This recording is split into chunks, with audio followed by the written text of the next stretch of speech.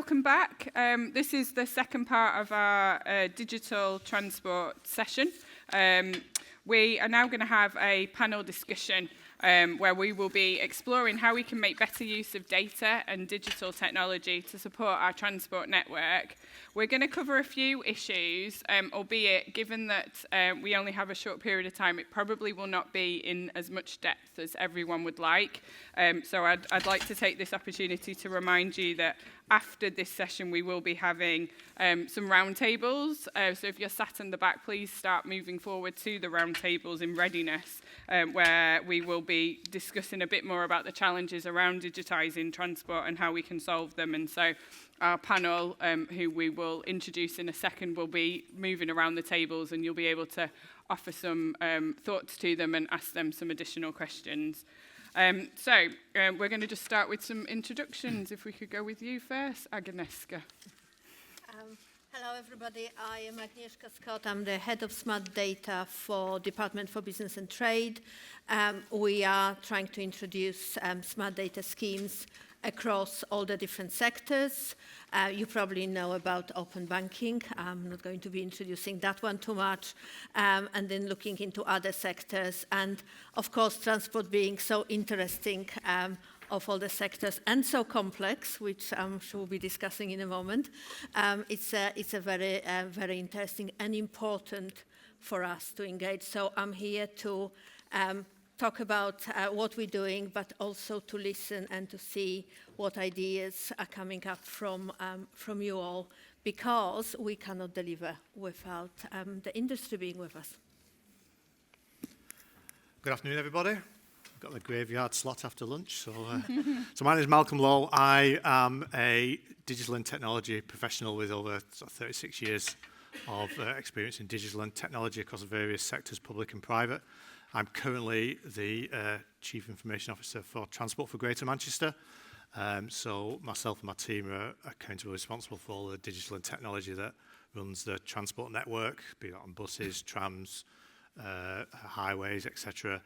We also did contactless ticketing on the tram network in 2019, extended that to buses, and just delivered bus franchising as part of the B network, the integrated transport network, or the best integrated transport network in the UK. Thank you. Hi everyone, I'm Anna. I'm CEO at Alkira Technologies. We're an SME providing kind of data and evidence to help decision making for highways, roads and transit. So we typically work with everyone from local authorities over to major highways operators and help them better digest and use data for decision making. I think part of the reason I'm here is the AI flavor that comes with that. So everything from machine learning for data cleaning all the way up to natural language interfaces to interact with that evidence to help with decisions. So really interested to engage in the discussion today and hear how we think we're making progress. Yep. Good afternoon, everybody. My name's Jordan Flint. I work for Kier Group. I sit on the infrastructure board. I'm the managing director for our Kier Design business, but I'm also responsible for digital and data across Kier Infrastructure.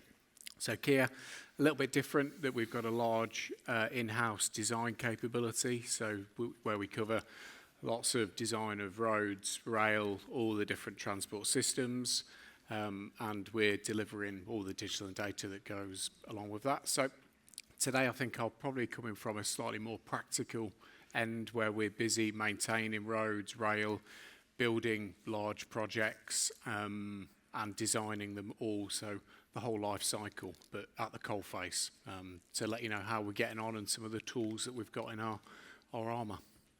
That's me. Good afternoon, everyone. My name's Andrea Raycroft. I'm the Digital Transport Programme Delivery Manager at Tees Valley Combined Authority. My role encompasses sort of transport strategy, I would say, digital transformation and programme delivery. So I mainly focus on embedding data in digital tools and intelligent systems into the transport network and services.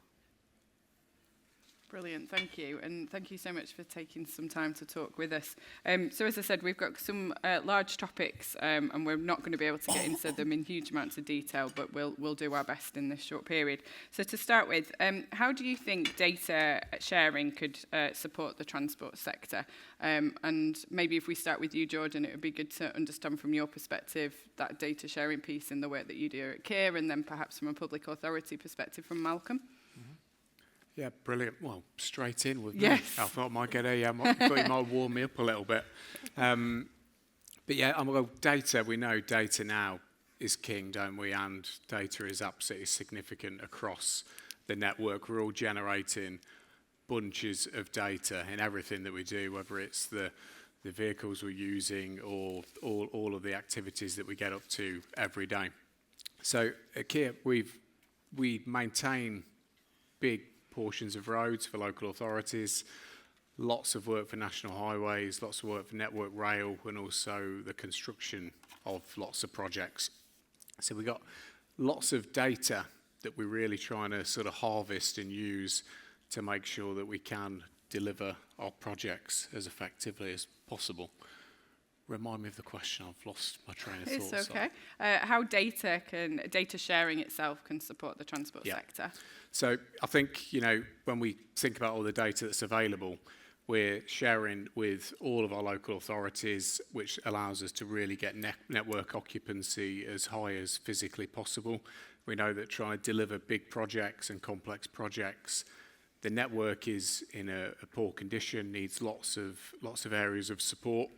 So we're really trying to share that data, keep the network flowing as freely as possible with the traffic, but also really prioritise the works that we're delivering to deliver more effective projects for local authorities and national highways. So from a local authority perspective, it'd be good to hear from you, Malcolm. Yeah, I'm a big believer in open data and opening data, so not just sharing it internally, because there's a real power in giving it out to the community to come up with some really innovative ideas that we may never even have thought about. I mean, just look at you open up the data to organisers like, Google, etc. Look, everyone uses Google Maps now, and, a lot of the data there is opened up. So I'm a big believer in opening up and letting the rest of the world come up with great ideas. I remember a few years ago hearing about where New South Wales opened up some of their data in terms of how heavy the trams were, and some clever guy in their bedroom came up with a way of using that data to work out what the occupancy was on those particular trams, so then they could then use that to say this tram is full or this tram isn't full, etc. That's something that they're able to do because they opened up data. So I'm a big believer in open data and a lot of the stuff that DFT are doing in terms of opening a lot of the data, like the Buzz Open Data Standards, etc. And within Transport for Greater Manchester, we try to open up as much data as possible within the bounds of security and privacy. So I'm a big believer in opening up data for others to use and create great services from it. Andrea, do you, in Tees Valley, do you share your data? Do you use open data in a similar way to Manchester? We certainly use open data. Tees Valley was one of the first regions in the UK to create a digital twin of the transport network. So having a digital twin means we need as much data as possible in there. We have our local data sources like our loops and our ANPR cameras and traffic counters. But what we managed to do is get into collaboration agreements with our local police authorities. We share traffic signal. We share their ANPR data for journey times. But we also use open source data like Streetworks, so we can actually find out what roadworks are actually happening out there, because all that information is telling us how freely the network is actually running. So yeah, we're a big believer in we need as much data as possible. Like Vaisala we use for that, again, open data for weather.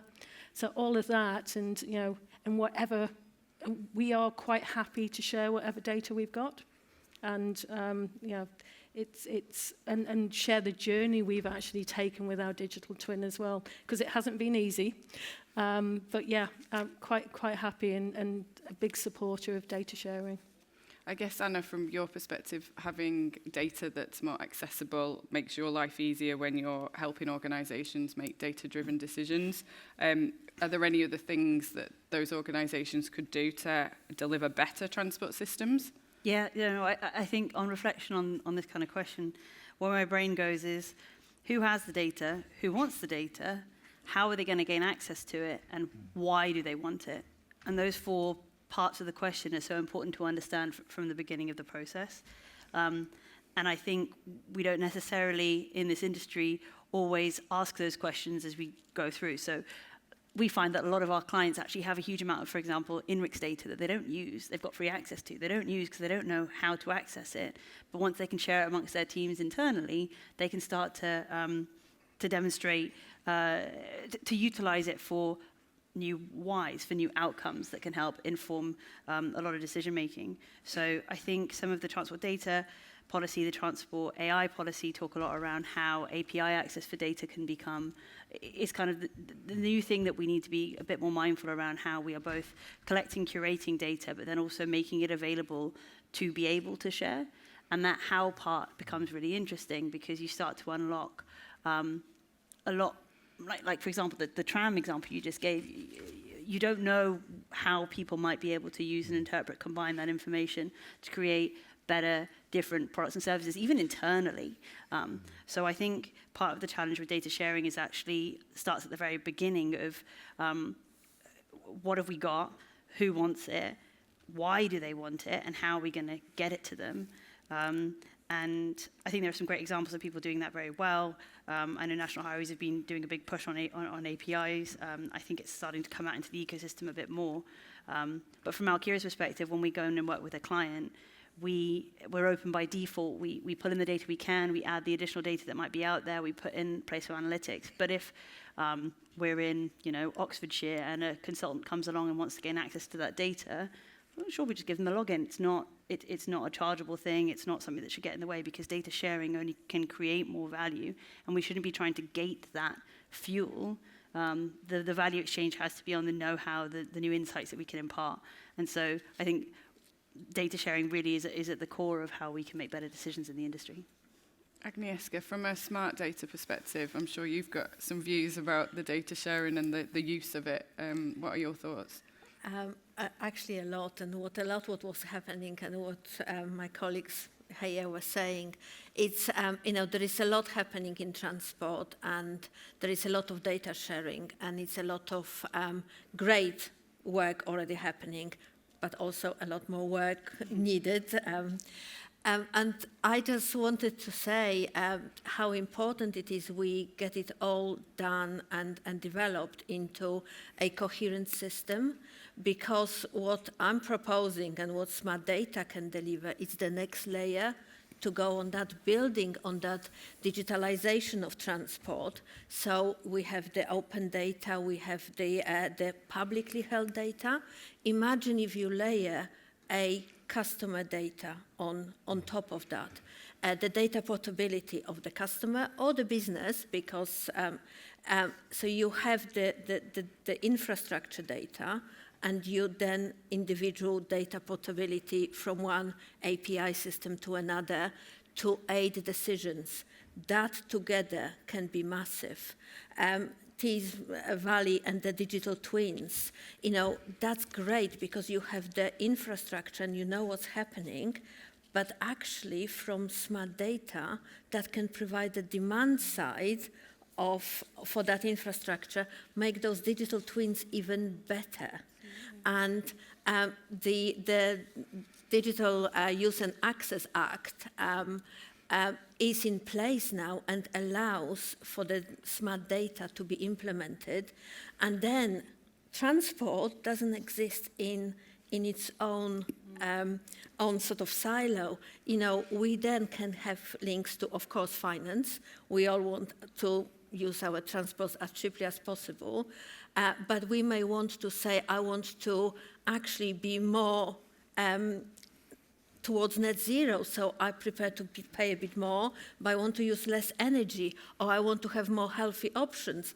And the infrastructure you are talking about, plus the data portability which smart data offers, creates that opportunity, gets us into a different level.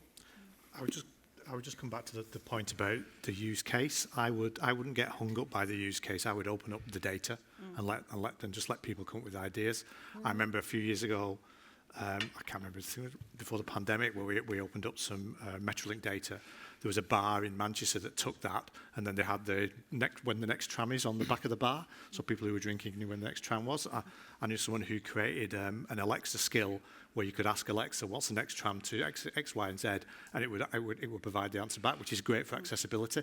Those are things that others are creating that we don't have to create, or we don't have to fund, etc. All we do is open up that data and let the market create great products and services.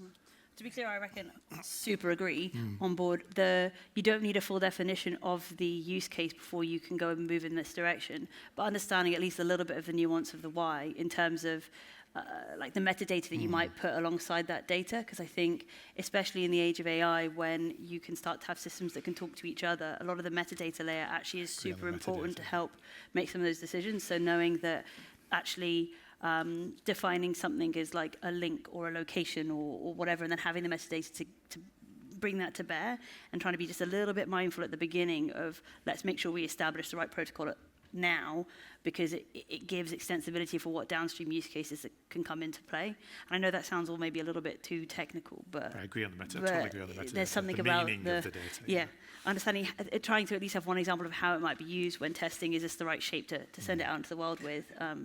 It makes a really big difference, because sometimes we've seen data sets go out that have very limited usability because they've not quite been set up super well. Then over time you get new API updates where something's completely shifted and we have to rebuild. That's fine, but they could have probably prevented that if they thought a little bit mindfully at the beginning of the process. I think what I've actually found in our region is there are certain problems that we've encountered, for instance, with Network Rail, with barriers down, that the solutions have not been used nationally.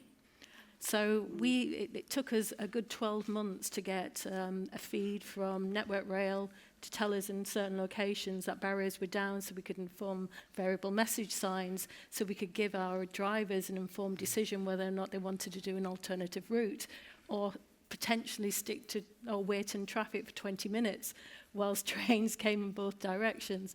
Things like that are contributing towards net zero. We should really be sharing that and talking about it so other people can get those benefits.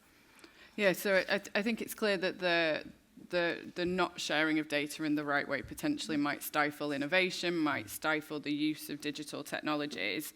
That's clearly one barrier. I don't know, Andrea, whether you've got any other thoughts on other barriers to the use of digital technologies. I think what I found with the digital twin, the barriers were really people not understanding how good it could actually be. I was fortunate enough to have been a software developer and worked in across the world on sort of like some congestion management projects. I knew the art of the possible, but you try to get somebody in the UK who hasn't seen that and hasn't seen the output, and try to get them to commit to something that isn't, because of the innovation, isn't Green Book compliant, or it hasn't got its tag compliancy at that point. That is where I found the barrier to be. And it took a good nearly 12 months to get past that, because after talking to DFT, I said somebody has to go first. Unfortunately, it was us. And like I said, we are quite happy to share any of the outputs from our journey through our digital twin with anybody. There's a paper on our website about it, because we should be backing each other up, helping our combined authorities, our local authorities, to embrace innovation. Do you think that, though, that's caused perhaps by people being risk averse and having trust in the technology and the data? I don't know, Jordan. Yeah, well, I think when you think about there's just so much data out there, and I think you mentioned there that people don't really understand the value of it. I think that's probably half of the battle. There's so much data created in all lots of different pockets, in lots of different systems. So it's very hard to get your head around where it all is, how much value is there, and what do you share and when, because you can drown in data, I guess. So I think that's probably one of the key things is how do we structure our data, understand it fully, and then realise the value of it, which, as Malcolm said, actually, if you share it, people will start to work out the value of it. So, yeah, there's a lot of data out there. All right, I was having a conversation a little bit around this yesterday in the pub, and, Best conversation. and I think that one of the barriers that kind of almost goes unsaid because it's just tacitly there, but it's not actually within the technology or kind of the deeply technical parts of whether there's a feasibility of digital having a positive impact. It's actually in the training, the skills, the change management of what it is to adopt digital and then start to work in a different way. And there was kind of this question thrown out there of, well, who's actually received any formal AI training? And I kind of chuckled because I was like, well, who expects to receive AI training these days? Like, this is, to some degree, this is a piece for each of us as individuals to self-inform, because the pace at which things are changing means that we almost have a responsibility to kind of search proactively for what's out there and understand how we can adapt and adopt. I think with particularly the natural language AIs, the ChatGPTs, the Claudes, a lot of information processing at volume is starting to be much, much more accessible. And the effort goes from processing and kind of like tedious task, grunt work, labor on reading through things or filtering information, to a place where it's actually judgment labor on, well, here's option A and B, what's the right thing to do, or here's the trade-off, what strategic decision are you going to make?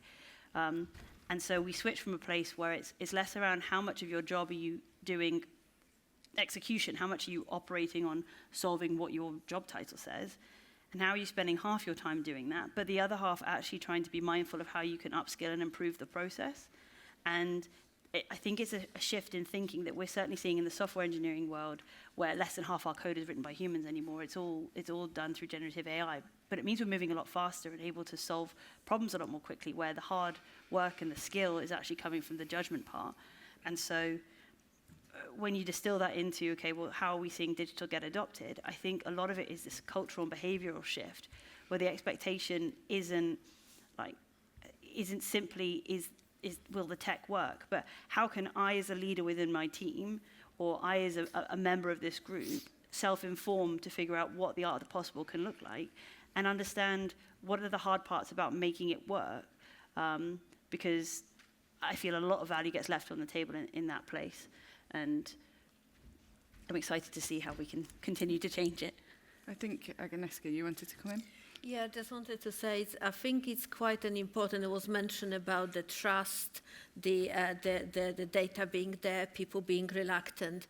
I think it's a lot about the trust and confidence in the system, and it looks differently for different people. And I think we all need to work on it in a different way to take people on the journey, for them to see the value. Because if people can see the value, if the business can see the value of engaging with digital twins and sharing the data, they will do it. And also if they have trust that the data is secure. We all have seen so many breaches of data in so many sectors. The consumer, if they see the value, so from my perspective, smart data, if they can see that using the systems provided and their own data, they can actually benefit financially, health-wise, and they can trust the data sharing system, they probably will engage. The same with, you mentioned the metadata and the data standards. If the developers trust the other developers, then that flow will be there. I think we all need to get on the journey together in a different sector, or different parts of the sector, I should say, but actually try to get on the journey and take people with us through showing the value.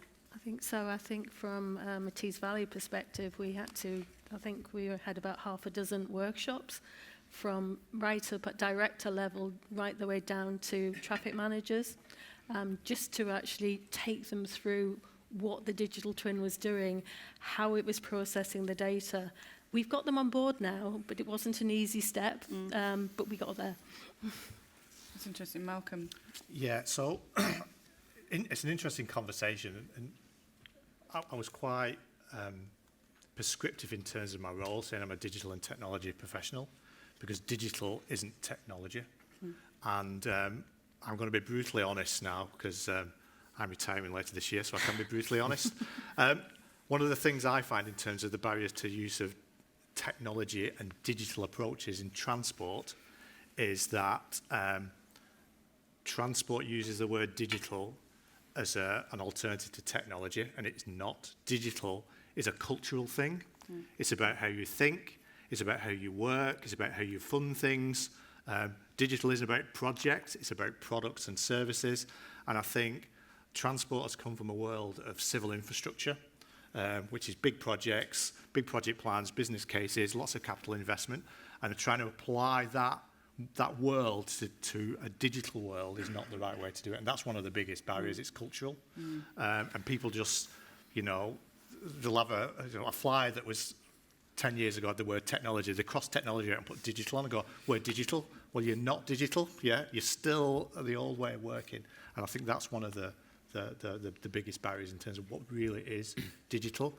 And I think one of the other barriers is, and I think a lot of people will probably echo this, is one of the biggest barriers to doing things in a digital way is public sector procurement. It is just not set up for the digital world. It's very set up for civil infrastructural work and big sort of programs of work. So those are what I've seen as the barriers over the decades of working in this particular space. Which actually brings us down quite nicely in terms of understanding how we can get the best out of. I'm scared of which word to use now. Digital technologies. Use whatever you want. Yeah, use whatever you want. Education was obviously something that you mentioned, Andrea, in terms of your digital twin and the fact that I guess would support that cultural shift that Malcolm's talking about, that behavioural shift. What else do you think needs to be done to get the best out of a digital twin? I'm actually going to go back to when we were actually rolling out and doing our workshops. One of this is back to the barriers. One of the barriers that we actually had were with our traditional transport managers. It was the physical changes versus the digital side of it, and we clashed at that up until the point when they actually got it. And that took some time to actually get there, because digital can't, we can't deploy our digital twin in all locations. We need assets to be able to work on. So once they realized they could actually get a nearly 14% improvement on journey times through doing nothing, that was great. We had them on board at that point, because then they could reinvest the money that they were going to use in those areas in the true areas that they needed to widen a road. So that's how we got past those barriers. I said, because digital twins are fairly new within the UK, that was why nobody really actually understood what we were trying to achieve at the beginning. Well, I mean, we've been trying to learn from other industries as well, so we've, at Kieran, they'll be delivering it across lots of different areas. We've got a couple of prisons where we've delivered a full digital twin, living and breathing digital twin, and it really is bringing some big benefits, but you have to be absolutely on board from the start. There's no sort of, I'll use this little tool over here or that. It's got to be absolutely rigid. So it's been a really strict process on a couple of the prisons that we've worked on. I've got some really good examples for sharing and seeing how we can apply across the transportation sector. But a lot of it, I think, does come down to the cultural piece and the training piece. I work with hundreds of engineers and construction professionals every day, and they've all entered their careers at different parts, at different times of their life, and some are a lot better at digital and technology than others, and some need some help for sure. And because it's such a fast-paced world as well, it's hard to keep up. So we've got some work to do on the culture. Definitely. We're getting close to the end, so I'm just going to pause to get the audience to start thinking. We've got some time for you to ask some questions to the panel. So I'm going to ask one final question, and then we'll go to you. So get your thinking caps on, and we'll get the roving mics ready. So our last question. Agnieszka, how do you think that we can use AI more effectively? I mean, the title of the panel is How Are We Making Progress? I think it's clear we've made some progress, but there's a lot more that we can be doing. So what are those steps? Oh, that's putting me on the spot. Okay. Glad you got that one first. Sorry. Yeah. Give you time to think.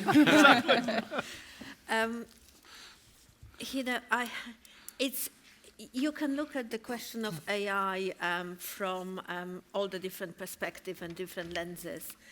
But whatever we say, AI is here. We cannot avoid it. We cannot hide. It's going to come and it's going to disrupt us. And the speed it's disrupting, it's quicker and quicker. Things are happening, and the speed is going. So what I'm thinking is we need to look into that as an opportunity, while at the same time safeguard us against some of the AI hallucinations and other issues they may have, and try to use it to create the best world we can, and using the technology. AI can help us or hinder us. It's a tool. It's like a knife. The knife can be a very useful thing or very dangerous and lethal thing. How do we use it is important. And we just have to manage it. Yeah, I think a few reflections. One is AI is already here very much, and the incoming workforce are also AI natives. These are people coming in as grads and in early stage professionals who have grown up with technology in a way where, I mean, I just about make it as, I'm a millennial. I got a flip phone when I was 13 years old. The internet kind of started to become more prevalent in my daily life by the time I was at university, but it was only really when we left that digital, as I think we still experience it now, was more present. We're talking about a generation who are using ChatGPT in primary school, who will be coming up in, 10, 15 years' time, and those who are already coming into the workforce are so much more familiar with this technology and adaptable to that change. And I think that as leaders in the industry, we need to not get in the way of that change because we're uncomfortable or afraid about how it can operate. I think the best of the old guard are the old guard who are not trying to be the old guard, but are trying to, get down with the kids on some of the ways in which technology and AI can help us operate better.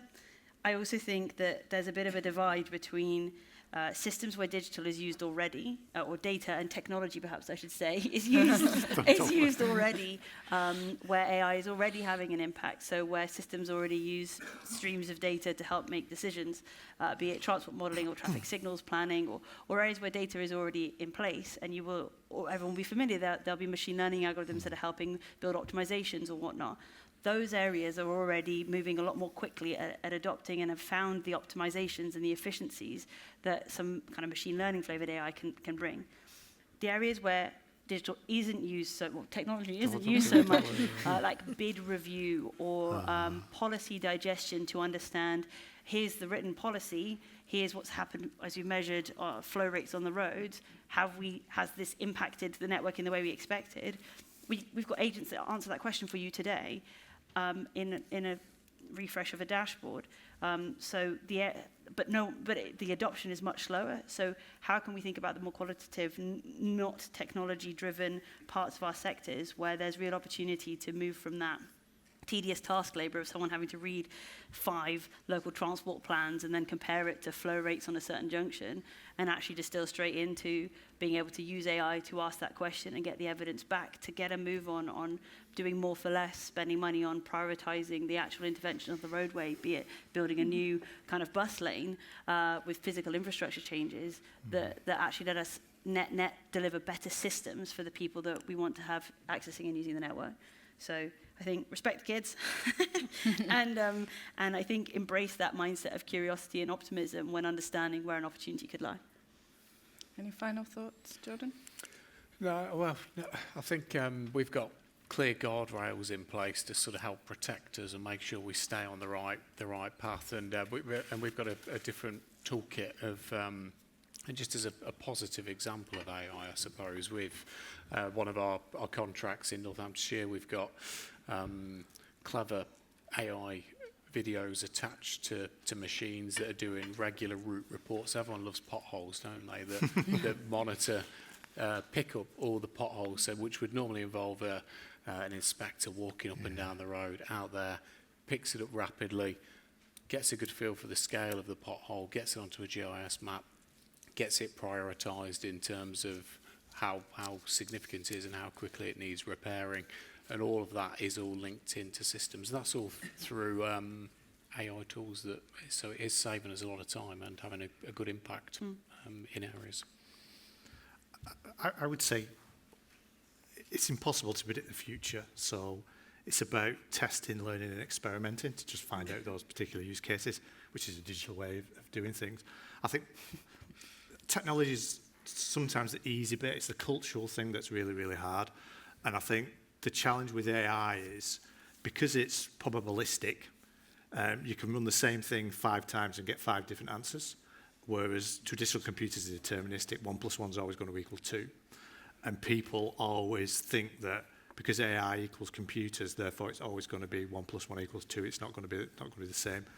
And there was a great example of this actually yesterday on Panorama, and there was the Waymo cars. There's one outside today where they still make mistakes and they still crash, but they crash less than a human. But people would still trust a human to drive a car rather than a computer to drive a car, and that's a cultural change. But I think the point that you mentioned about the people who are coming into the workforce now, I think they're more accepting of that than we are, because we're the old guard. You know, another classic example is where you can get AI to look at scans to spot cancer, and it's a lot better than a consultant. But if a consultant says, oh no, you're okay, and then eventually you get cancer, you'll give the consultant the benefit of the doubt. But if the AI misses it, even though it's 99% accurate and the consultant's only 80% accurate, if the AI gets it wrong, everyone will go, oh, it's not working, we'll turn it off. And it's a real cultural thing. And, you know, we humans, it's a real shift in how you think about AI moving forward. Brilliant. So I think from my perspective, I've got quite a few projects that are heavily involved with AI at the moment. This is digital twin. We've got adaptive traffic management. We've got incident detection management as well. But the thing we need to make sure is that we've got the right network infrastructure as well. We had some horrendous problems when we were trying to roll out our adaptive traffic management because of we didn't have the low latency that we actually needed. So as a whole, as a nation, we have to have a look at what we're doing with our 5G connectivity. It's a must if we start looking towards smart junctions, anything that we've got to have that good connectivity. Brilliant. Right, now to the audience. Does anyone have any questions for our panel? No. We don't have long. Hiya, I'm Hannah from Worldline. My question is about accountability. So you're all saying that we should trust AI to make decisions, but ultimately you can't hold an AI accountable. So where would you put the accountability if we're using this data? I think less trust AI to make decisions as a AI in the loop. More trust AI to help provide more research, deeper, thorough trade-offs to present as evidence to help then make a decision. I think we already trust transport models to give us a certain output.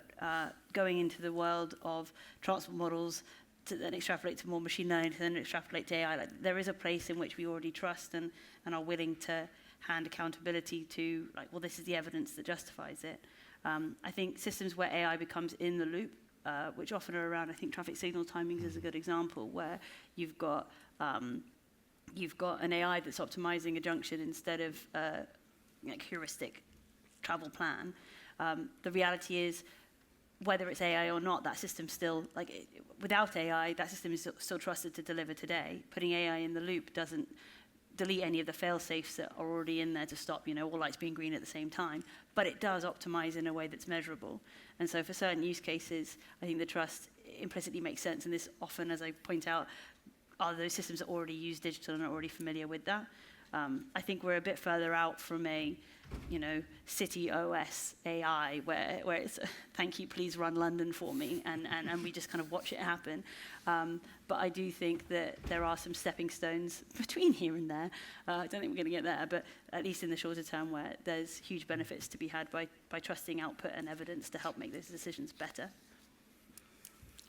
If I could add to this, I think it's a very good question because we already have on the horizon something called agentic AI, and it's happening and it's starting to make decisions on behalf of us. Of course, at the moment on a limited scale and within this very strict guidelines of what you, as a customer, allow it to make a decision on your behalf, but it's probably going to grow. So I think it's a very important decision because ultimately it's a machine looking at the past patterns and predicting things. So I don't have an answer to that, but I'm just saying we do need to keep asking those questions because it's going to be more and more important, and AI will start trying to make those answers for us, and who is accountable. Thank you. We're going to have to pause there. So I know there was a question, and I'm ever so sorry, but hold that thought. Could you all join me, please, in thanking our panel? That's been really great. Thank you.